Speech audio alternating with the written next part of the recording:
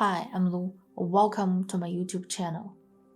I barely talk about my childhood in person, let alone on the internet.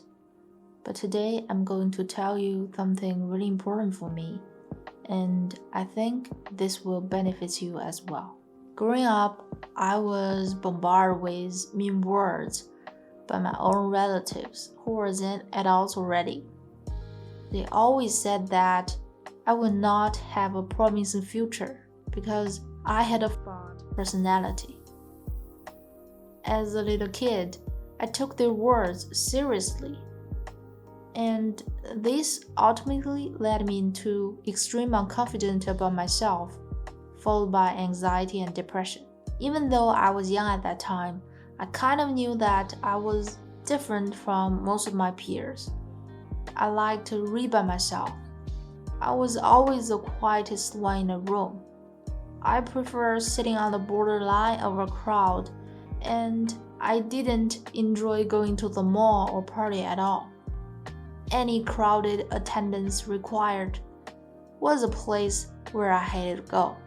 I was also considered by my school teacher as a nice but too quiet kid who needed to change if I really wanted to succeed later in life. I bet you guessed it right. I am an introvert. We all know introversion has a bad name over the years. The popular saying is that if we're not the extroverted people, then there is definitely something wrong with our minds. Only extroverted can succeed, and not one introverted can survive the world good enough, like their opposite type. I have to admit that these are also my own wrong ideas about introvert for a long time, even though we could find the almost accurate definitions of introvert right now. But back in the day, there were nothing but shyness, socially awkward, quiet, and etc. I actually did look up in the dictionary for a better understanding of myself, but all I got was false information. So I took the opinions of my relatives and teachers as my identity, and from that on, I struggled a lot. This is also the reason why I think it is important to know yourself whether you are introverted or not.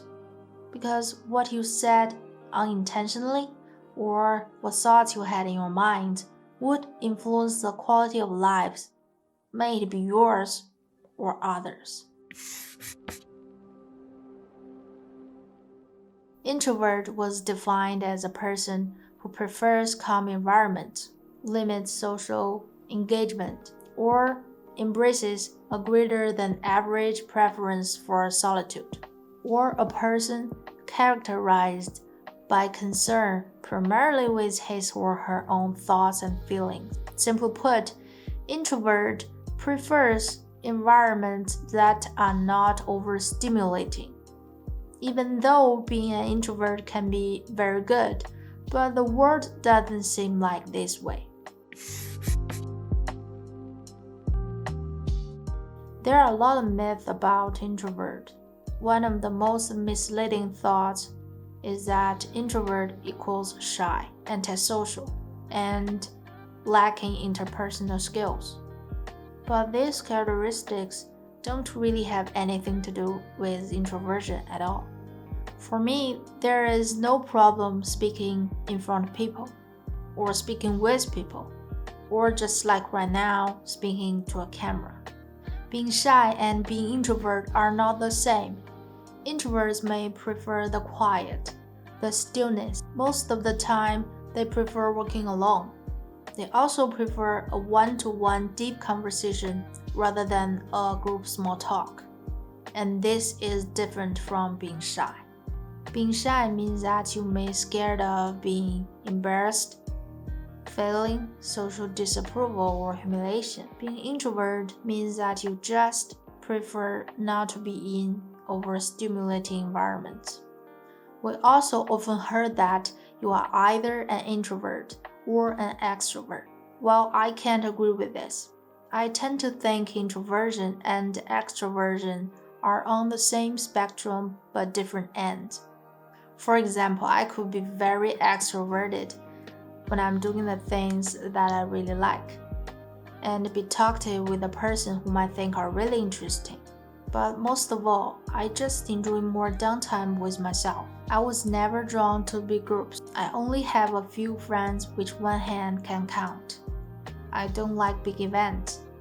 And I always feel better when I'm by myself after spending time with lots of people. There are loads of factors in deciding which ends you're at of this spectrum, such as the parents you had, the society you grew up in, and your genetics. You could be an introvert, an extrovert, or both, an ambivert. The most important deciding factor, I think, is your own stage in life. Being an introvert is not like the conventional thought of being shy, as I have mentioned before. Introverted people indeed have a lot of quiet power with them, which are unfortunately often covered with dust.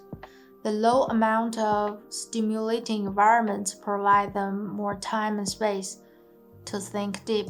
Because of this, they often have an eye for details and observations more than their opposite type. They tend to enjoy their solitude and be productive and creative in expressing their own thoughts. And the most important is that they have deep connections rather than superficial ones, both with other people and themselves. I think that the most important relationships we have in life is with ourselves. We can't be with other people if we never learn how to be with ourselves. Sure, we couldn't live in this world alone forever, but what I really mean is that we should not be embarrassed to choose not to go out with others and do our own things. There's nothing wrong with needing your own space and time, and getting to know yourself better and understanding what kind of person that you are is way more important than maintaining your social trait. But I don't think it's wise to use this as an excuse to avoid every social connection which you don't like. Be picky about how and where to use your energy, but don't hide them all. After all, the world really needs the power you have as an introvert.